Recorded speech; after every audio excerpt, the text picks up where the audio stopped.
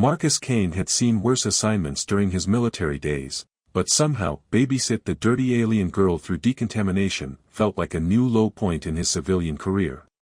He stood outside Decontamination Base 7 at the Titan Colony Processing Center, holding a clipboard that contained exactly 3 pieces of useful information. The subject was female, approximately adult by human standards, and had been living in cargo holds for an estimated 4 months. "Just get her cleaned up and processed," Supervisor Collins had said with the enthusiasm of someone discussing garbage disposal. "The sooner we move these refugees through the system, the sooner they become someone else's problem." Marcus pushed through the reinforced door and immediately understood why this particular assignment had been dumped on him. The figure huddled in the corner of the sterile white room looked like she'd been dipped in industrial soot and left to marinate in despair. Her clothes were little more than strategically arranged rags, and what he could see of her skin beneath the grime appeared to be some kind of sickly gray-brown color that suggested malnutrition or possibly exotic alien diseases. "Ma'am," he said gently, activating his tablet to begin the intake process. "I'm Marcus Kane, medical technician. I'm here to help you through the decontamination procedure." The figure looked up, and Marcus felt his professional composure wobble slightly. Despite the dirt and exhaustion, her eyes were remarkable, large and luminous, with an intelligence that seemed to cut through the processing center's institutional indifference like a laser through fog. Her ears, he noticed, were distinctly pointed, marking her as one of the species he'd heard called space elves by the less diplomatically minded staff.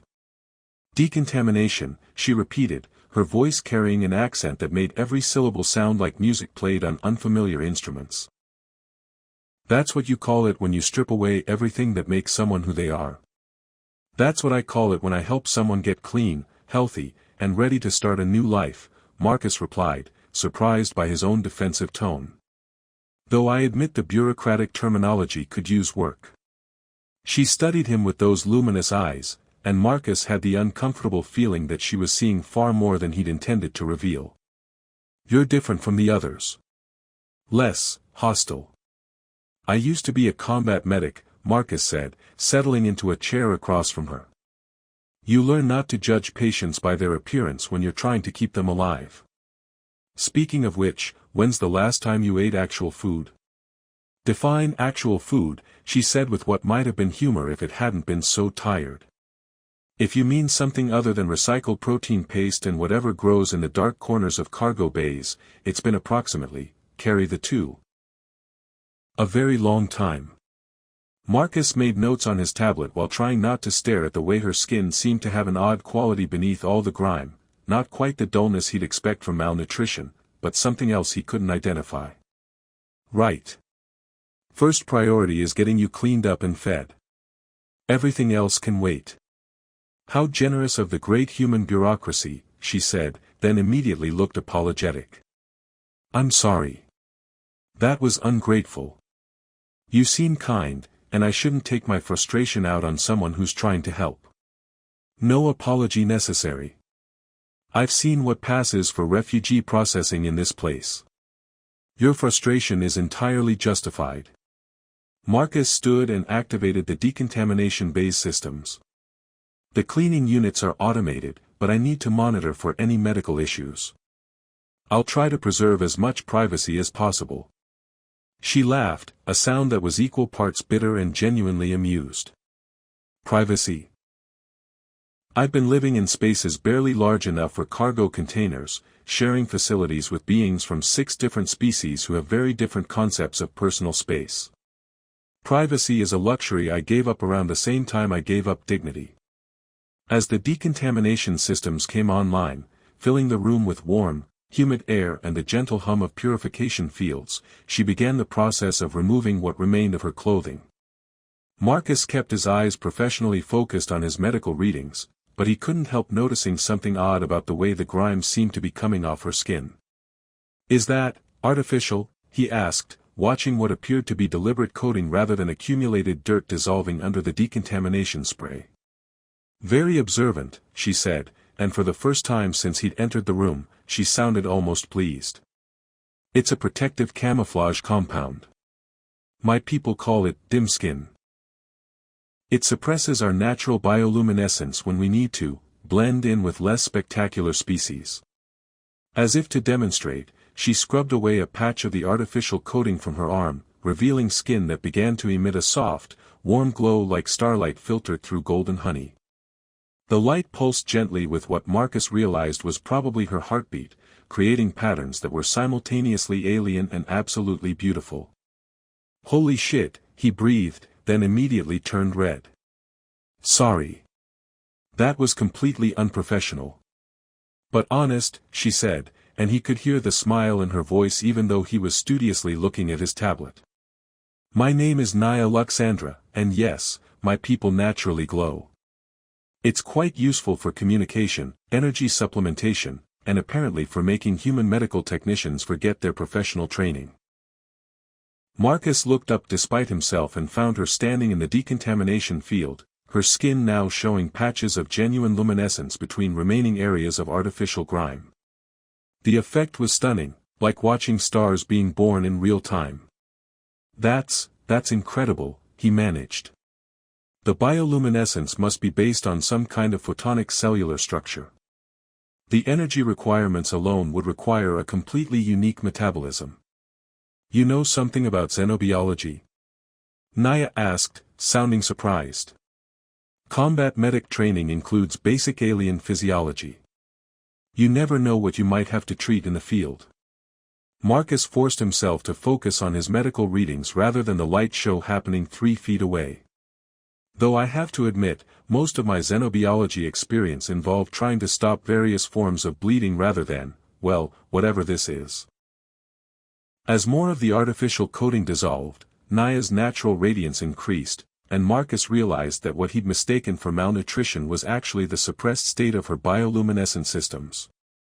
Her natural glow wasn't just beautiful, it was a complex display of information about her health, emotional state, and probably a dozen other things he didn't understand. "The light patterns," he said, studying the gentle waves of illumination flowing across her skin. "They're not random, are they? They mean something." "Everything means something," Naia replied, stepping under the final rinse cycle. "Color indicates emotional state, pulse rate shows health status, pattern complexity reflects cognitive activity. Among my people, skin is our primary communication medium. And right now you're communicating." Cautious optimism mixed with physical exhaustion and curiosity about whether the kind human medical technician realizes he's staring at a naked alien woman. Marcus jerked his gaze back to his tablet so quickly he nearly dropped it. "Right. Sorry. Professional boundaries.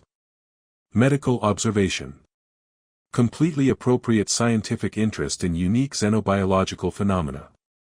Naia's laughter filled the decontamination bay like music, and her skin brightened perceptibly. Apparently, amusement was a high-luminosity emotion. "Relax, Marcus Kane. After 4 months of being treated like contaminated cargo, it's refreshing to be looked at like I'm actually alive. Even if the looking comes with adorable human awkwardness." As the decontamination cycle completed and Naia wrapped herself in the standard issue processing robe, Marcus realized that his simple assignment had become something considerably more complex. The woman standing before him wasn't just another refugee to be processed and forgotten, she was brilliant, resilient, and literally radiant in ways that had nothing to do with her bioluminescence. "So what happens now?" Naia asked, her skin settling into a gentle golden glow that Marcus was beginning to recognize as her baseline luminosity. "Now," Marcus said, closing his tablet and trying to ignore the way her light made the sterile processing room feel warm and alive, "we get you some real food, proper clothing, and figure out how to convince the bureaucracy that you're a person, not a problem to be solved." "That sounds impossibly optimistic," Naia observed, but her glow brightened slightly. "Good thing I specialize in impossible cases," Marcus replied, and realized he absolutely meant it. 2 weeks into what Marcus had optimistically labeled extended intake processing, he'd learned that Naia's bioluminescence was far more complex than simple mood lighting. Currently, she was sitting in the medical bay's nutrition station, her skin displaying what he'd come to recognize as her, contemplating the absurdity of human behavior, pattern, gentle spirals of amber light that pulsed with barely contained amusement. "Let me understand this correctly," she said, poking at the meal supplement he'd managed to procure from the medical supplies. "Your species has developed faster-than-light travel, planetary terraforming, and artificial intelligence, but you still haven't figured out how to make emergency rations that don't taste like recycled disappointment." "To be fair," Marcus replied, checking her latest blood work on his tablet, "the people who design emergency rations probably don't have to eat them. It's one of the fundamental laws of bureaucracy. The people making decisions never have to live with the consequences." Naia's skin brightened with genuine amusement, the spirals shifting to a warmer gold that made the sterile medical bay feel almost cozy. "Your species has such delightfully pessimistic wisdom about your own institutions. It's refreshing after months of being told how superior human civilization is." Marcus looked up from his readings and felt that familiar flutter of concern mixed with something he was trying very hard not to analyze too closely. "Speaking of superior civilization, your luminosity readings are still low. Are you feeling weak? Dizzy? Any other symptoms I should know about?" "You mean besides the obvious malnutrition, chronic stress, and psychological trauma from being treated like a contagious disease for 4 months?" Naia's light patterns shifted to something more serious, deeper blues mixed with silver that Marcus had learned indicated both physical discomfort and emotional honesty. "The dimming is normal when we don't get proper nutrition. My people supplement traditional food with light energy absorption. Without adequate exposure to the right spectrum frequencies." She gestured to her skin, where the glow was noticeably fainter than it had been immediately after decontamination. "Think of it like your people and vitamin deficiency, except instead of scurvy, we get less spectacular." Marcus made notes while trying to ignore the way her reduced luminosity made her look fragile in a way that activated every protective instinct he'd developed during his military service. "What kind of light spectrum do you need? I might be able to modify the medical bay's lighting systems." "Full spectrum, particularly the blue-white range," Naia said, then paused as her skin flickered with what looked like surprise. "You would do that? Modify official equipment to help one refugee?" "I'd modify official equipment to help anyone who needed medical treatment," Marcus said, though even as he said it, he knew that wasn't entirely true. There was something about Naia specifically that made him want to break rules he'd never even considered bending before. "Besides, this is medical treatment. Light therapy for bioluminescent species falls under standard xenobiological care protocols. Is that an actual regulation, or are you creatively interpreting bureaucratic language to justify helping me?" Marcus grinned. "Does it matter?" Naia's response was a brilliant burst of golden light that filled the medical bay with warmth and made Marcus forget, for a moment, that they were surrounded by institutional indifference and processing center regulations. "You're dangerous, Marcus Kane," she said, her voice soft but her skin still glowing with what he was learning to recognize as affection. "You make me believe that not all humans see aliens as problems to be managed." "Not all of us," Marcus confirmed, then forced himself to focus on his medical readings before the conversation wandered into territory he wasn't ready to navigate. "Your biochemistry is fascinating, by the way. The bioluminescent cells seem to function as both communication tools and photosynthetic energy converters. It's like your entire integumentary system is a hybrid of plant and animal cellular structures." "My doctoral dissertation was on exactly that topic," Naia said, her light patterns shifting to something that looked like pride mixed with sadness. "Comparative xenobiology with a focus on hybrid cellular architecture. I was 3 months away from defending my research when..." She gestured vaguely, her glow dimming. "When corporate interests decided that my homeworld's resources were more valuable than its people." Marcus stopped pretending to study his tablet and looked directly at her. "You're not just a refugee. You're a scientist." "Former scientist," Naia corrected. "Currently, I'm what your processing center categorizes as displaced person with unverified credentials and suspicious dietary requirements." "Bullshit." The word came out with more force than Marcus had intended. "You're a scientist who happens to be temporarily displaced. There's a difference." Naia's skin brightened again, this time with what looked like hope. The distinction matters to you. The distinction matters, period. Marcus pulled up a different interface on his tablet. What if I told you there might be research opportunities available for qualified xenobiologists? Legitimate positions, not processing center busy work. I'd say you're either remarkably optimistic or setting up an elaborate disappointment, Naia replied, but her light patterns were definitely showing interest. Dr. Elizabeth Harper runs the Titan Colony Xenobiological Research Institute, Marcus explained, scrolling through contact information. She's been looking for researchers with direct experience in bioluminescent species physiology. Something about developing sustainable energy solutions based on biological light generation. Naia sat up straighter, her glow increasing noticeably. Bioluminescent energy harvesting. That's exactly what my dissertation research was focused on. The applications for space colonization alone could. She stopped mid-sentence, her light dimming as reality reasserted itself. But I have no credentials that human institutions would recognize. No references, no laboratory access, no legal status beyond refugee awaiting processing. Leave the bureaucracy to me, Marcus said, already drafting a message to Dr. Harper. I've got contacts in the medical community, and Harper owes me a favor from when I patched up her research team after that incident with the explosive fungi.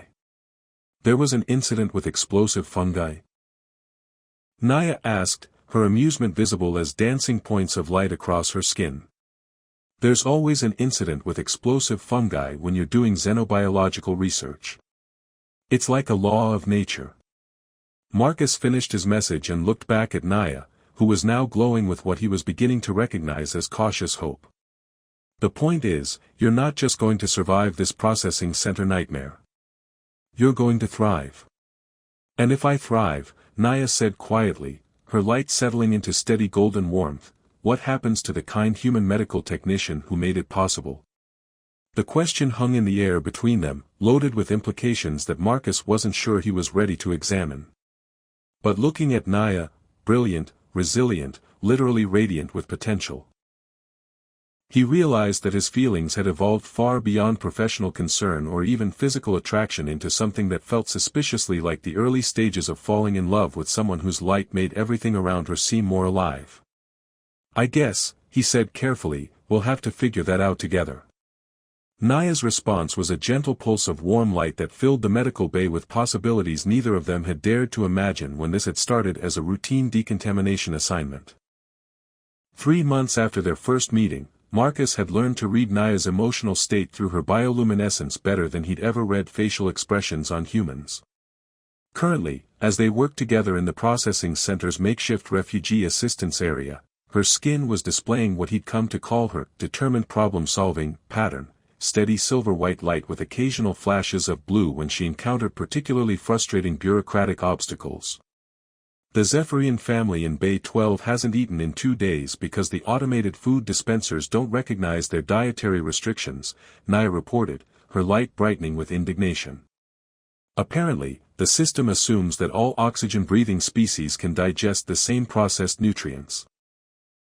Let me guess, Marcus said, not looking up from the medical supplies he was organizing. Someone programmed the computers with the assumption that alien biology is just human biology with cosmetic differences. Worse. Someone programmed the computers with the assumption that alien biology doesn't matter as long as the aliens don't die during processing. Naia's light shifted to the deep red that indicated she was genuinely angry. The Zephyrians are silicon-based. Feeding them standard organic compounds is like forcing humans to eat sand. Marcus grabbed a medical override tablet and headed toward the food dispensers. Come on. Let's go commit some creative rule interpretation. They developed an efficient system over the past weeks. Marcus used his medical authorization to access restricted supplies and override bureaucratic limitations, while Naia used her communication abilities to help traumatized refugees navigate the processing center's deliberately confusing procedures. What had started as Marcus bending a few rules to help one person had evolved into an unauthorized refugee assistance program that was quietly revolutionizing how aliens were treated at the facility. Marcus, Naia said as they walked through the corridors, her voice carrying a note of concern that made her skin flicker with silver uncertainty. Supervisor Collins has been asking questions about your extended duty in the refugee sectors. Are you going to get in trouble for this? Probably, Marcus replied cheerfully. But it's trouble for the right reasons, which is the best kind of trouble to be in. Naia's glow shifted to warm gold, the color he'd learned meant she was feeling affection mixed with exasperation. Your species has such a strange relationship with authority. You create elaborate bureaucratic systems and then take pride in circumventing them. It's one of our most endearing qualities, Marcus said, then stopped as they encountered a crowd gathered around processing Bay 3. What's going on here? The answer became clear as they pushed through the crowd to find a young crystalline refugee, one of the species that looked like living gemstones, cowering in the corner while Processing Officer Jenkins shouted at it in increasingly frustrated tones. I don't care what kind of special dietary needs you think you have, Jenkins was saying, his face red with irritation. The food dispensers provide adequate nutrition for all registered species. If you're too picky to eat regulation supplies, that's your problem. The crystalline was flickering with distress patterns that Marcus didn't recognize, but Naia's skin immediately shifted to a complex pattern of blue and white pulses. To his amazement, the refugee's crystalline structure began resonating in response, creating a harmonic conversation in light. What's it saying? Marcus asked quietly. He's saying that his people absorb minerals through direct contact, not through consumption, Naia translated, her own light growing brighter as she maintained the communication link. He hasn't been able to feed properly since arriving because the processing center doesn't have the right mineral supplements. And he'll die if he can't absorb the minerals he needs. Within days, Naia confirmed, then turned to Jenkins with her most diplomatic expression. Officer Jenkins, this refugee has specific medical needs that aren't being met by standard food dispensers. As a medical emergency, it falls under Dr. Kane's authority to provide appropriate treatment. Jenkins looked skeptical. Medical emergency? It looks fine to me. Crystalline species don't show physical distress the way organic species do, Marcus said, stepping forward with his medical tablet already active.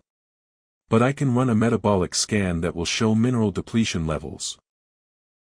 He aimed the scanner at the refugee and made a show of studying the readings. Severe deficiency in silicon, calcium, and trace metals. Without immediate mineral supplementation, we're looking at systemic crystalline matrix failure. Which means? Jenkins asked, though he was already looking less certain about his position. Which means a very messy death that will require extensive paperwork and probably an investigation into processing center procedures, Marcus said smoothly. Much easier to authorize the mineral supplements now. As Jenkins reluctantly authorized access to the medical supply mineral supplements, Naia continued her light-based conversation with the crystalline refugee. Marcus watched the interaction with growing fascination. Her skin was displaying increasingly complex patterns, while the refugee's crystalline structure resonated with harmonic frequencies that created an almost musical quality to their communication. That's incredible, he said quietly. You're not just translating language, you're translating entire sensory experiences. Light-based communication is more efficient than sound-based for conveying complex concepts, Naia explained, though she kept the majority of her attention on the refugee. Among species that use photonic communication, we can share ideas, emotions, and even sensory data directly. Could you teach humans to communicate that way? Naia's light flickered with what looked like surprise. You'd want to learn. I'd want to understand, Marcus corrected. There's a difference between wanting to communicate and wanting to understand how someone experiences the world. The distinction seemed to matter to her, because her glow shifted to that warm gold that he'd learned meant she was feeling deep affection. Most humans want to know how to make aliens communicate like humans. You want to know how aliens actually communicate. I want to know how you communicate, Marcus said, then immediately felt his face heat up as he realized how that sounded. I mean, for professional reasons. Better refugee assistance. Medical applications. Of course, Naia said, but her light was dancing with barely contained amusement. Purely professional interest in my bioluminescent communication patterns. Their conversation was interrupted by Supervisor Collins appearing in the doorway of the processing bay, his expression suggesting that Marcus's creative rule interpretation had finally caught up with him. "Dr. Kane," Collins said with the kind of false politeness that typically preceded unpleasant conversations, "I need to see you in my office. Now." As they walked toward what Marcus suspected would be a disciplinary meeting, Naia kept pace beside him, her skin displaying patterns he'd never seen before, complex swirls of blue, silver, and gold that seemed to pulse with determination. "What does that pattern mean?" he asked quietly. "It means," Naia said, her voice steady despite the uncertainty in her light, "that if the human bureaucracy wants to punish you for showing kindness to refugees, they'll have to go through me first." Marcus felt something warm settle in his chest, not quite love yet, but definitely the recognition that whatever was developing between them was worth fighting for, regardless of what Supervisor Collins had planned for his immediate future. The corporate representatives from Helix Industries arrived on a Tuesday morning with the kind of polished efficiency that made Marcus's military instinct start screaming warnings. 3 humans in expensive suits who smiled too much and took detailed notes about everything they observed, especially the refugees with unique biological characteristics. Voluntary Research Participation Program, their leader, Dr. Sarah Voss, explained to the assembled processing center staff. "We're offering selected refugees the opportunity to contribute to groundbreaking medical research while receiving excellent compensation and housing." Marcus stood in the back of the briefing room, watching Naia's skin cycle through increasingly agitated patterns of red and silver. She didn't need to translate her bioluminescent response for him to understand what she was thinking. He'd seen enough military euphemisms to recognize voluntary research participation as corporate speak for something significantly less benevolent. "The compensation package is quite generous," Dr. Voss continued, activating a holographic display showing comfortable living quarters and impressive credit amounts. Participating refugees would receive private housing, comprehensive medical care, and payment rates equivalent to senior research positions. "And what exactly would they be researching?" Marcus asked, his voice carrying enough professional skepticism to make several staff members look in his direction. "Biomedical applications of unique xenobiological traits," Voss replied smoothly. "For instance, bioluminescent species could help us develop revolutionary new treatments for human metabolic disorders. Crystalline species might provide insights into mineral-based healing techniques. The potential applications are limitless." After the briefing, Marcus found Naia in their makeshift refugee assistance center, her skin displaying the deep blue patterns he'd learned meant she was both frightened and furious. "They're not offering research positions," she said without preamble. "They're offering to turn refugees into laboratory subjects. The compensation is just elaborate payment for letting corporate scientists experiment on our unique biology." "I figured that out around the time they mentioned extensive biological sampling," Marcus replied grimly. "The question is, what do we do about it?" Naia's light shifted to determined silver-white. "We protect the people who can't protect themselves. Starting with the crystalline family and the Zephyrian children who don't understand what voluntary participation actually means." Over the following days, they worked frantically to document the refugees' real situations and preferences, using Naia's communication abilities to ensure that everyone understood what Helix Industries was actually offering. The results were unsurprising. No one wanted to volunteer for medical experimentation, regardless of the compensation. The crisis came when Dr. Voss informed Supervisor Collins that several refugees had been pre-selected for the program based on their unique biological characteristics. Naia was at the top of the list. "Your bioluminescent capabilities are exactly what our metabolic research division has been seeking," Voss explained during what was supposedly a voluntary interview session. "The applications for human medical treatment could be revolutionary. You'd be helping to save lives." "Whose lives?" Naia asked, her skin cycling through patterns that Marcus recognized as barely controlled anger. "The lives of humans who see aliens as convenient research materials." Or the lives of refugees who just want to exist without being treated like laboratory specimens. I understand your concerns, Voss said with practiced sympathy, but the research would be completely safe. Minimal invasive procedures, excellent living conditions, and compensation that would set you up for life. No, Naia said simply, her skin brightening to full luminosity, a display of defiance that made the interview room look like it was lit by captured starlight. That evening, as Marcus reviewed the day's medical reports in his quarters, Naia found him staring at paperwork he wasn't actually reading. "You're planning something stupid and heroic, aren't you?" she said, settling beside him on his regulation-issue couch. Her skin was glowing with the warm gold that meant affection, but with undertones of worry that flickered like candlelight. "I'm planning something necessary," Marcus corrected. Helix Industries is operating outside the bounds of refugee protection laws.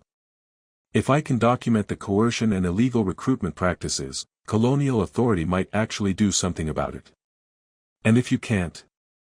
Marcus looked at her, taking in the way her bioluminescence made his sterile quarters feel like somewhere he actually wanted to be. Over the past months, Naia had become more than a refugee he was helping, more than a colleague in their unauthorized assistance program, more than even a friend whose company he treasured. She'd become the person whose light made everything in his world seem brighter and more meaningful. "Then I guess I'll have to find a new career," he said. "Because I'm not letting them take you or anyone else for their research programs." Naia's response was a brilliant burst of luminosity that filled the room with patterns he'd never seen before, complex spirals of gold and white that seemed to pulse with profound emotion. "In my culture," she said softly, "that pattern means someone is willing to sacrifice everything for love." "Is that what this is?" Marcus asked, though he already knew the answer. "I think," Naia said, her light settling into steady, warm radiance, "it's what this has been for a while now." The confrontation with Helix Industries came 2 days later, when Marcus presented colonial authority investigators with comprehensive documentation of coercive recruitment practices, illegal detention of refugees who refused participation, and violation of interspecies protection protocols. The evidence was overwhelming, particularly when Naia demonstrated her communication abilities by facilitating testimony from refugees in 17 different languages and 3 forms of photonic communication. "The charges are serious enough to warrant immediate investigation," Investigator Chen informed Dr. Voss during the emergency hearing. Helix Industries' research authorization for this facility is suspended pending review. As the corporate representatives departed with expressions of barely contained fury, Supervisor Collins called Marcus into his office for what both of them knew would be their final professional conversation. "You realize," Collins said, "that your actions have probably ended your career at this facility. Helix Industries has significant political influence, and they're not going to forget this interference."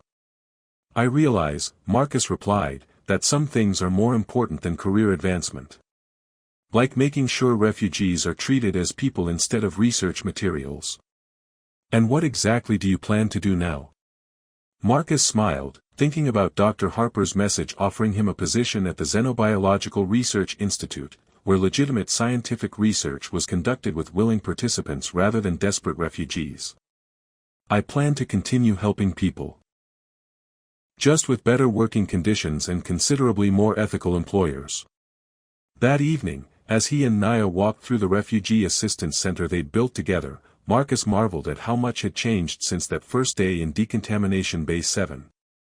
The center was now officially recognized by colonial authority as a model program for refugee integration, with Naia serving as Director of Interspecies Communication and Marcus as Chief Medical Officer. "Any regrets?" Naia asked, her skin glowing with the warm, steady light that meant contentment mixed with deep affection. "About falling in love with a brilliant scientist who happens to glow in the dark." Marcus considered this. "Just one." "Which is?" "I regret," he said, pulling her closer so her light reflected off his skin like captured sunshine, "that it took me so long to realize that the most beautiful thing about you isn't the way you light up a room. It's the way you light up the lives of everyone around you." Naia's response was a spectacular display of bioluminescent joy that could probably be seen from orbit, patterns of gold and silver and white that danced across her skin like a celebration of everything they'd built together and everything they still planned to discover. That, she said, her voice warm with laughter and love and infinite possibility, is definitely going in my research notes on human romantic communication techniques. As they stood together in the center they'd created, surrounded by refugees who were now friends and colleagues rather than problems to be processed, Marcus realized that sometimes the best assignments were the ones that started with the worst expectations and ended with finding exactly where you belonged.